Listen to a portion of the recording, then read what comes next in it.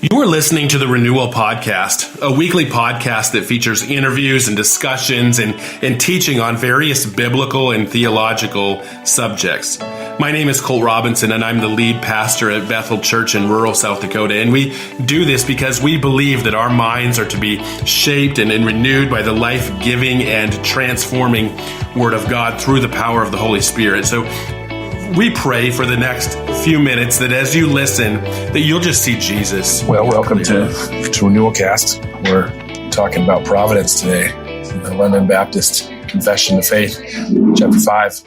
We're going to talk about some first few paragraphs. So I think the first thing we need to do here is just kind of say, what are we going to do here? I mean, chapter 5 in the London Baptist Confession is really building on what comes before it. And in fact, some of the things that I've read talk about how the first chapters of the London Baptist Confession are really just these foundational chapters, and everything else is built on them. So really, for instance, to understand divine providence, we need to go back and talk about sovereignty.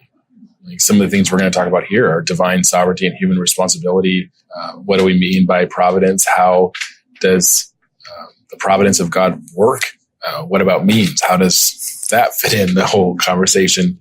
How does the providence of God relate to unbelievers and the church? Mm-hmm. Those are some big questions. And of course, to do that, we need to define what we mean by providence. And we're in luck because the London Baptist Confession does a pretty good job of that. And so why don't we just get right into this, and let's read paragraph 1. You want to do that, Jay? Yep. God's divine providence. God is the good creator of all things. In his infinite power and wisdom does uphold, direct, dispose, and govern all creatures and things, from the greatest even to the least, by his most wise and holy providence, to the end for the which they were created, according unto his infallible foreknowledge, and the free and immutable counsel of his own will, to the praise of the glory of his wisdom, power, justice, infinite goodness, and mercy. Yeah, so right there we see pretty clearly how this is built on God's sovereignty, his ruling and control of everything. And those two things are very closely related. And it's also related to God's attributes, right? I mean, we see to the praise of his wisdom, his power, his justice, his infinite goodness and mercy. One of the things that I think is interesting in the first paragraph here is how the authors talk about the goodness of God, both at the beginning and the end. Mm-hmm. God, the good creator of all things, which that's chapter 4, right? So building on chapter 4, God is the good creator of all things. And then at the end, you speak of his infinite goodness and mercy. So in a nutshell, Jay, what do we mean by divine providence? God's oversight and benevolent care. Providence is, he sees beforehand. It's this foresight and forethought. It refers to the ongoing work of God after creation. Providence is dependent on creation and the divine decree. We could say providence is how God works out his decree. Mm-hmm. It's God continuing to act in the world after creation. It's not deism. He didn't just create and step out. He's still actively involved. That's good. I was reading a little Louis Burkhoff. He said the word providence has come to signify the provision which God makes for the ends of his government and the preservation and government of all of his creatures. I thought that was interesting. The provision which God makes for the ends of his government. So we say that God is sovereign, and I think of that as God is sitting on his throne in heaven, and then providence is his care of his kingdom, his continual control over what goes on in the kingdom. And I think the confession makes that clear, that he upholds, directs, disposes, and governs all creatures and things from the greatest to even the least. Right. That his sovereign care, I think that's how you said it, is, from one side to the other, from the big things all the way to the minute details of life. And I think R.C. Sproul used to say it this way. He used to say that there was not even one atom that was out of control, that was running rogue. Each atom in the universe was doing exactly what God intended, because he was in complete control and guiding and directing all of history. Mm-hmm. The first phrase, God, which is the whole Godhead. Mm-hmm. It says the good creator. They change that to good from great, from the must mention the void, but then they add a phrase that captures what the great means and focus attention on the good acts of God. His providence is good. The attributes of God in the world are goodness. You mentioned in your notes here that there's an important distinction, the creature to creator. What do you mean by that distinction of creature creator here? They're not the same. So God is self-existent. He belongs to no one. But everything else that's created depends on God. And providence flows from the doctrine of God. Yeah, I think that's an important distinction when we're talking about providence, is that distinction that all of creation, all creatures and things. I mean, you can easily say all creatures and things in which God created, all of creation, then from the greatest to the least of these are underneath the power and guidance of God. God upholds them. In him we live and move and have our being, is how the Apostle Paul put that, right? Mm-hmm.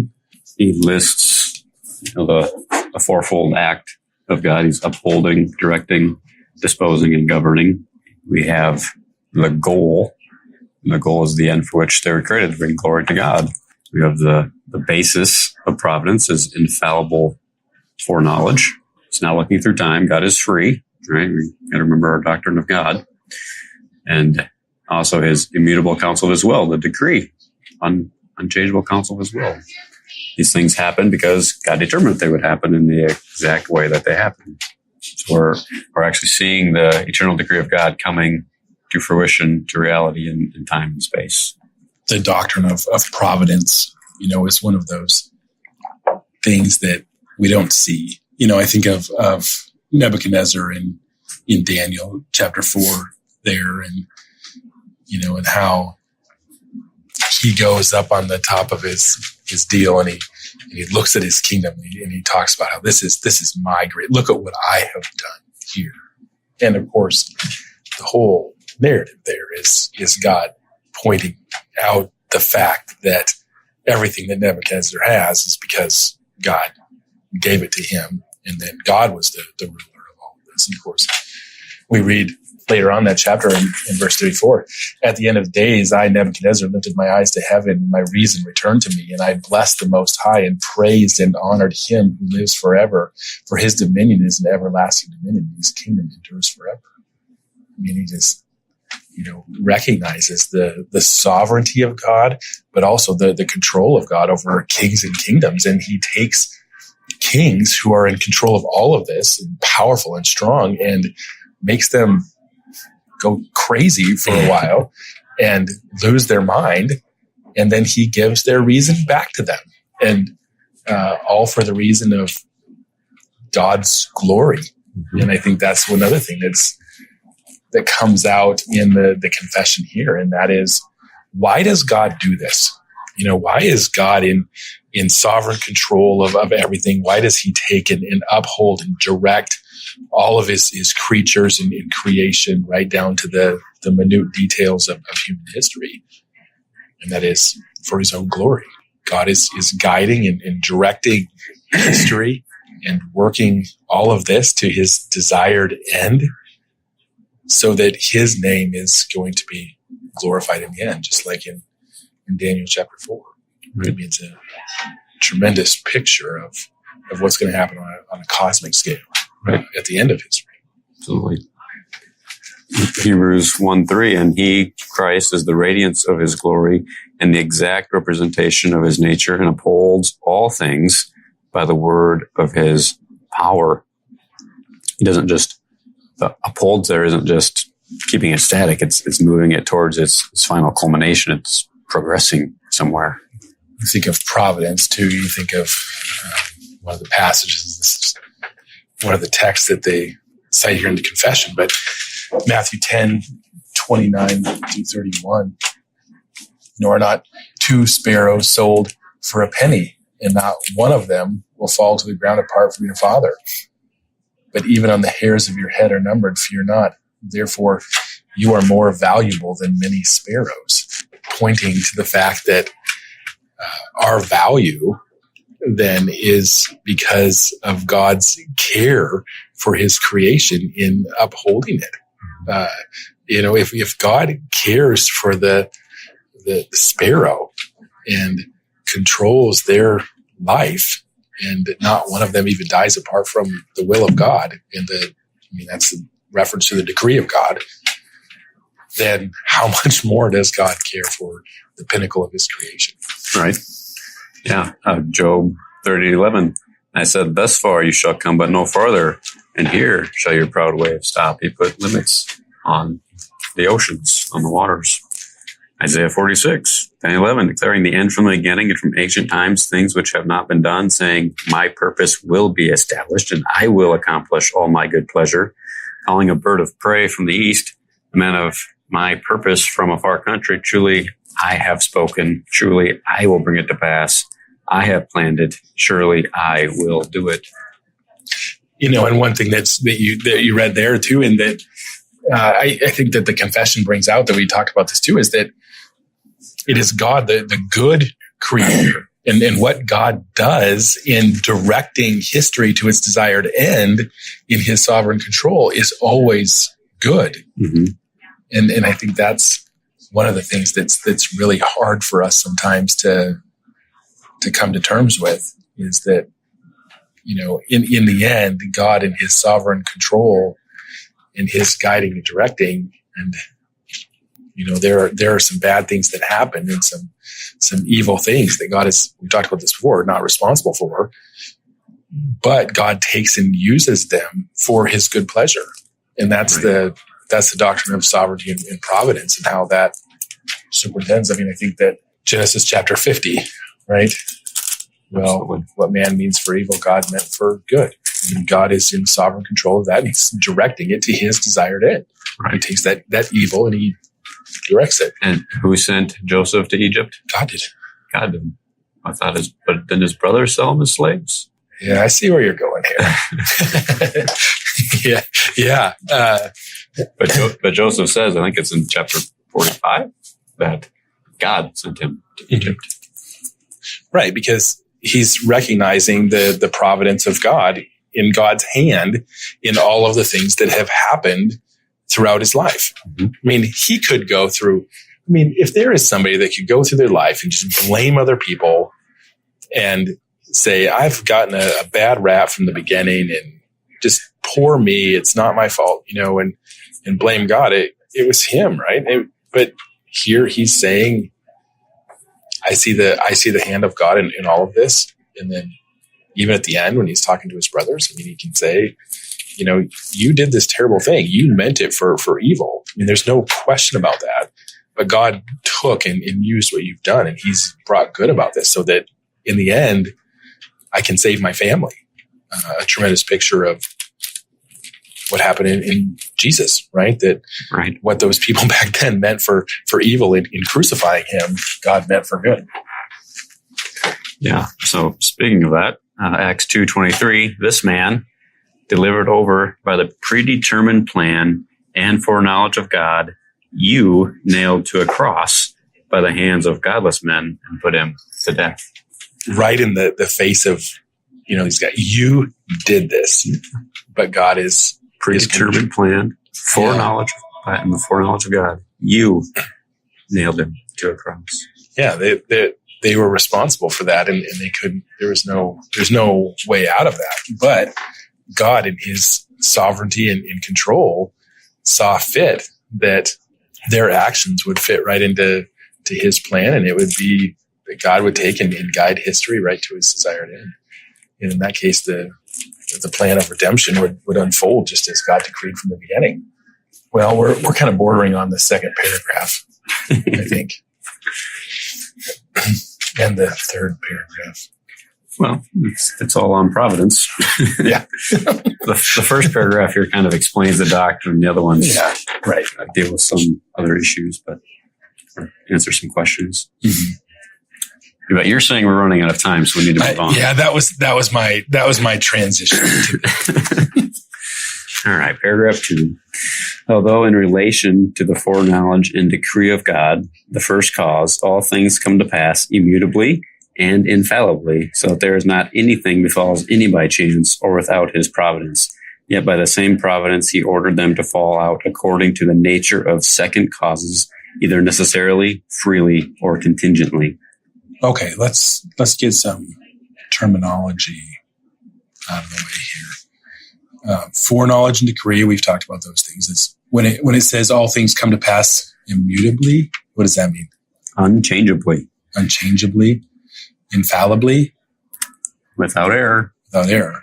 Okay, so without the possibility of error.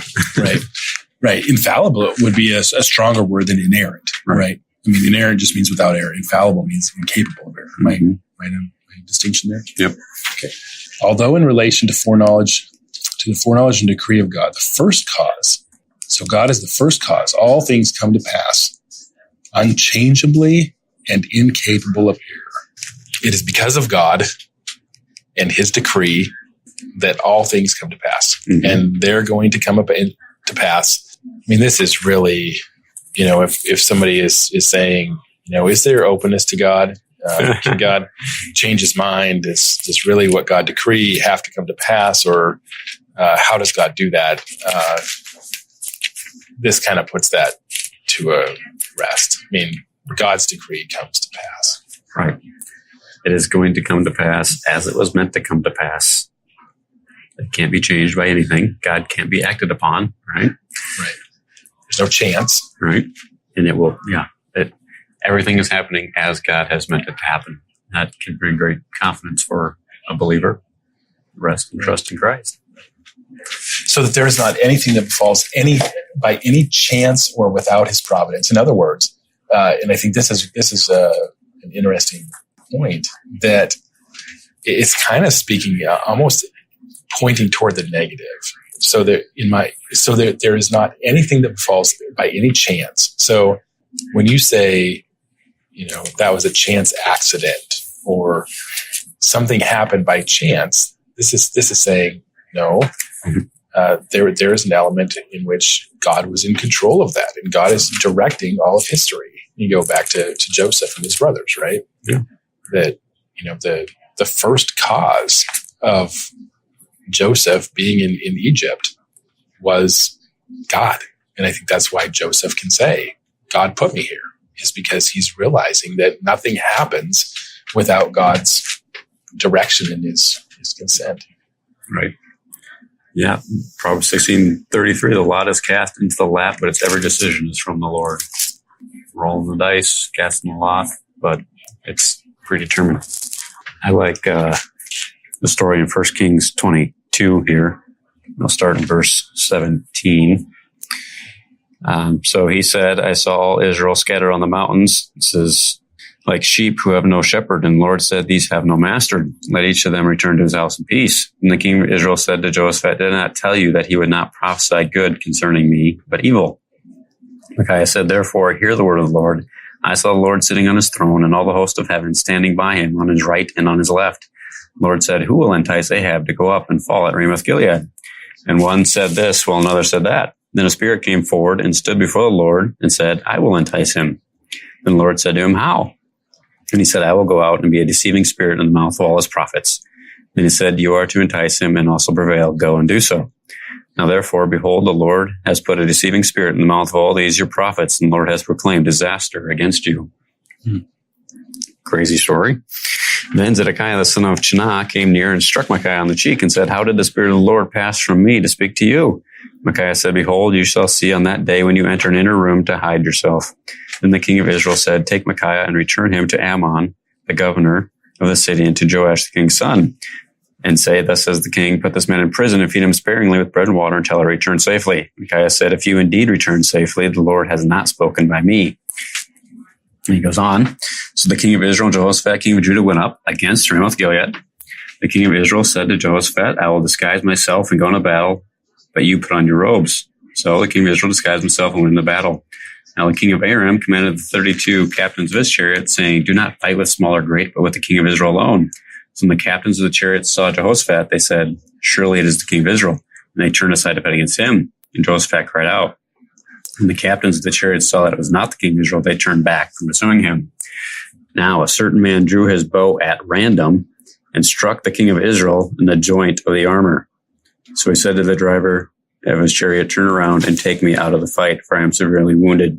And he would die that day, as Micaiah had prophesied. Here you have this guy drawing his bow at random, and he just so happens to hit the king in the joint of his armor. Right. Random chance. Yeah, he disguised himself. Right. I mean, nobody knew it was. Yeah.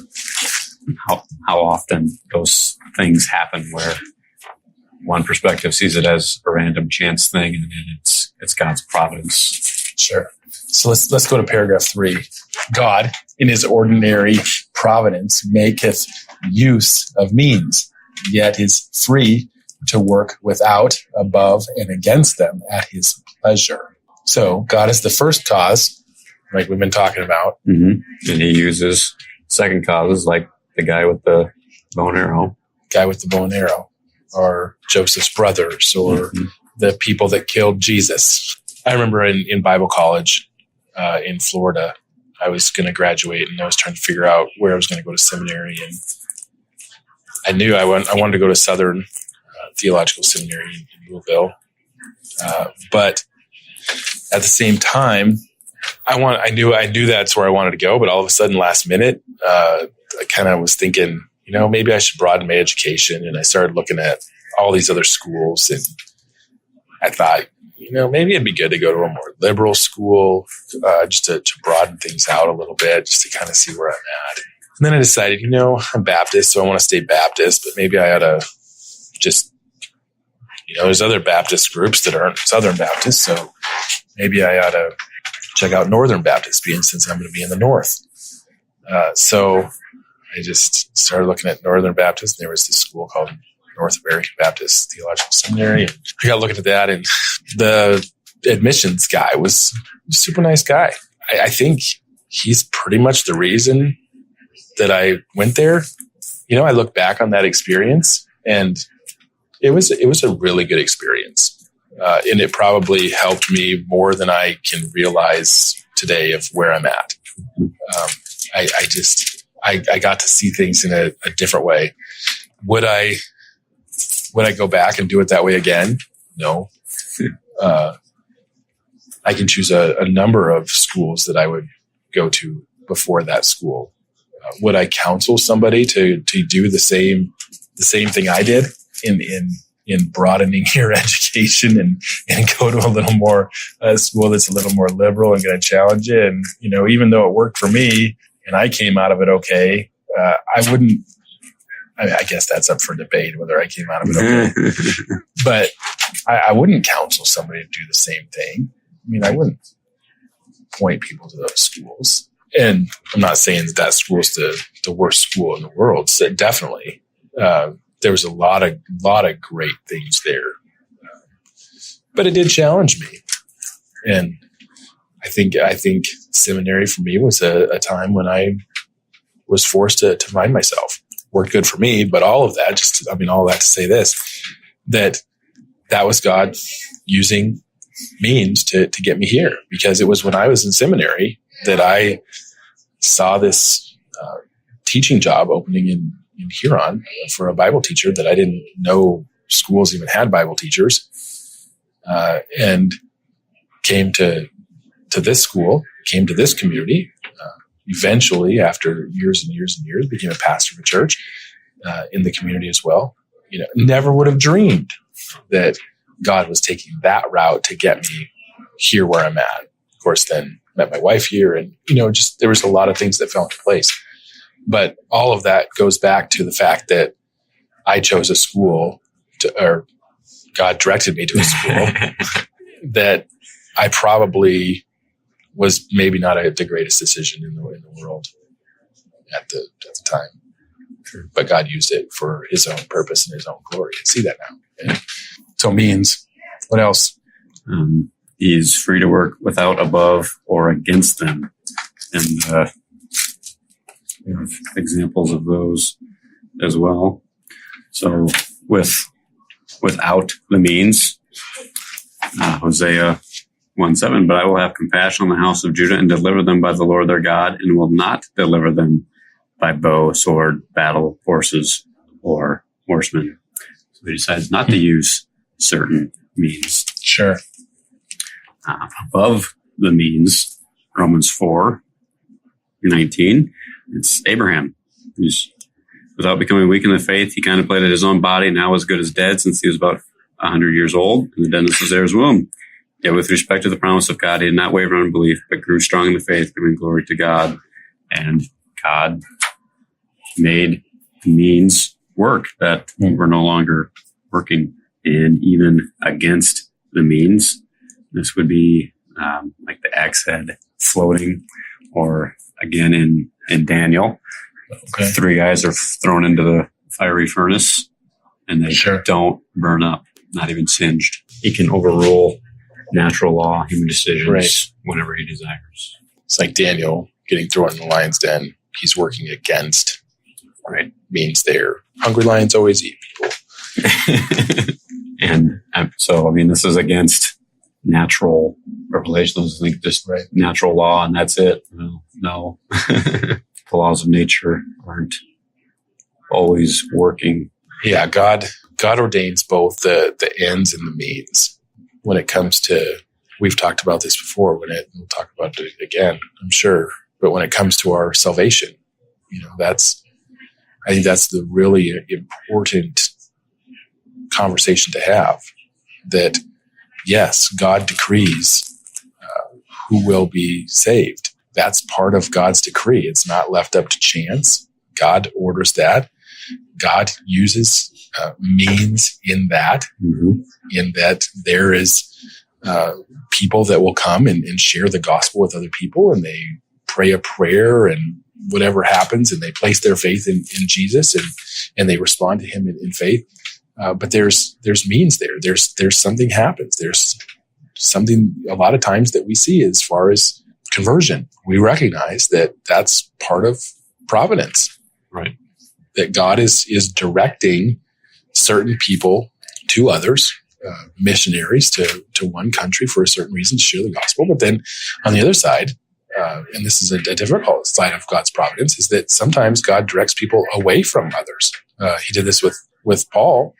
Paul wants to go to one place to share the gospel, and God says, the Spirit says, no, don't want you to go there. And then he ends up going to this place and sharing the gospel with these people. And essentially, God, and this is, if you have a problem with this, it's the problem with the Bible, because God is directing Paul away from one group who will hear the gospel at the expense of another group that will hear the gospel. And that is all wrapped up in God's providence and how he works and his design and order, that he ordained Paul to go over here and proclaim the gospel to the Macedonians. Well, the other group are left not knowing the truth of the gospel, at least at that moment. Right. This doctrine of divine providence is of great encouragement and comfort to the believer. God is bringing things about as he intended. They can't change. There's no error happening here. And God works all things together for the good of those who love him. That's kind of the last paragraph of this chapter, but it's fitting in this episode too. It's encouraging. It's comforting. We can rest that God knows what he is doing. He's going to work things out for our good, even though we maybe can't see them in our present circumstances. I like that. I like the term rest there, because there's an element of trust in that. mean, I've had things going on in my own life. I mean, I've had a hard time sleeping lately. And, it just, at some point, I think just saying, God has all this under control. He's in control of all things. He's working things to his desired end. He's going to use these experiences in my life for his own glory, his own purpose. And I need to trust in that. And I need to rest in who he is, because he's doing all of these things and orchestrating all of this for his own good pleasure, his own glory. And that's what I want. So I'm going to rest in him. I'm going to put my trust in him. Why fret? About all this. Yeah, we should have filmed this up. We should have did this episode like 3 days ago. I would have got more sleep. Well, we're out of time. So next time we'll pick up in paragraph 4 of chapter 5 of the London Baptist Convention. Good job. Yep. If you would like to learn more about the Renewal Podcast or find past episodes, check us out on the web at renewalcast.com or visit us on Facebook at facebook.com/renewalcast. If you would like to learn more about Bethel Church, find other resources there, please visit the church website at bethelmbchurch.org or connect with us there on Facebook at facebook.com/BethelMBChurch. Now, Bethel Church exists to bring glory to God by promoting the joyful worship of Jesus Christ, both in our context and to the ends of the earth.